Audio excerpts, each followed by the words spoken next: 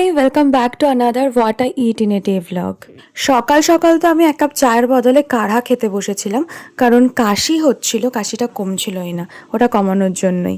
আর আমার এখন ম্যাগি নুডলসের থেকেও ইয়েপি নুডলসটা বেশি ভালো লাগে, তো ওটাই বানিয়েছিলাম ব্রেকফাস্টে খাওয়ার জন্য। এরই মধ্যে আমার কাছে একটা পার্সেল আসে, রেনে থেকে আমি একটা প্রাইমার আর একটা মাস্কারা অর্ডার করেছিলাম, সেটাই এসেছিল। এটার রিভিউ আমি তোমাদের সাথে পরে শেয়ার করব।